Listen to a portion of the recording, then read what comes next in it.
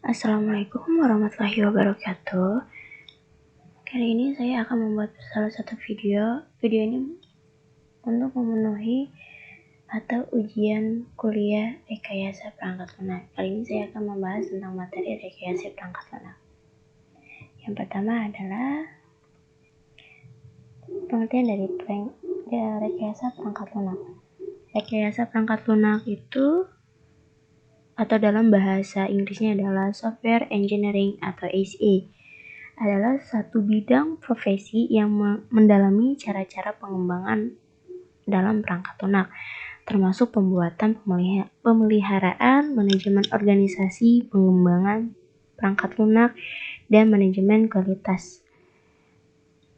Atau dengan AAA, Computer Society, mendefinisikan rekayasa perangkat lunak sebagai penerapan suatu pendekatan yang sistematis, disiplin, dan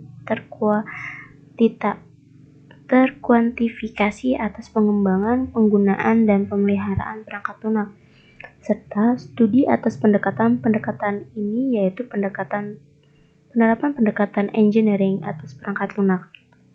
Selanjutnya ada kriteria yang dapat digunakan sebagai acuan dalam rekayasa perangkat lunak. Yang pertama adalah dapat terus dirawat dan dipelihara atau maintainability. Yang kedua adalah dapat mengikuti perkembangan teknologi atau dependability. Yang ketiga adalah dapat mengikuti keinginan pengguna atau robots. Yang keempat, efektif dan efisien dalam menggunakan energi dan penggunaannya. Yang kelima adalah dapat memenuhi kebutuhan yang diinginkan atau usability. Selanjutnya, mengenai sejarah rekayasa perangkat lunak.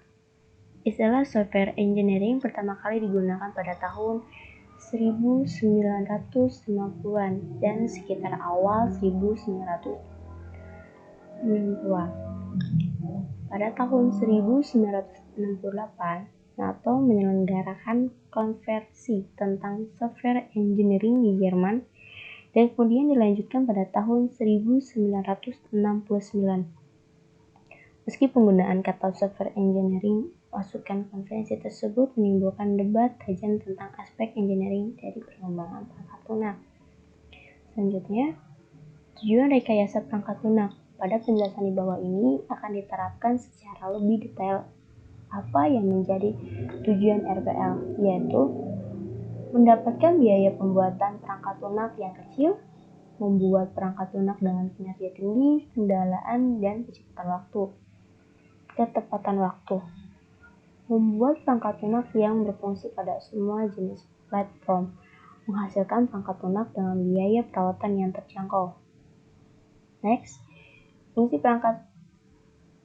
fungsi rekayasa perangkat lunak ini berikut akan dijelaskan tujuan dari rekayasa perangkat lunak. Mengangkat biaya perangkat lunak atau software yang lebih kecil untuk menghasilkan perangkat lunak yang mempunyai kinerja tinggi, handal, dan juga tepat waktu. Untuk menghasilkan perangkat lunak atau software yang dapat bekerja pada segala jenis platform, untuk menghasilkan perangkat lunak yang memiliki biaya perawatan murah serta terjangkau.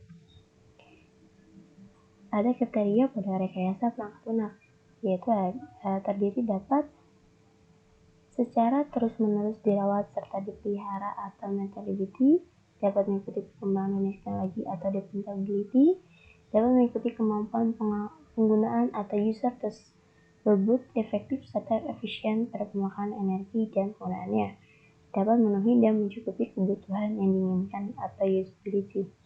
Next, ada beberapa dalam ruang lingkup rekayasa perangkat lunak, antara lain itu software requirement, berhubungan dengan spesifikasi kebutuhan serta persyaratan perangkat lunak.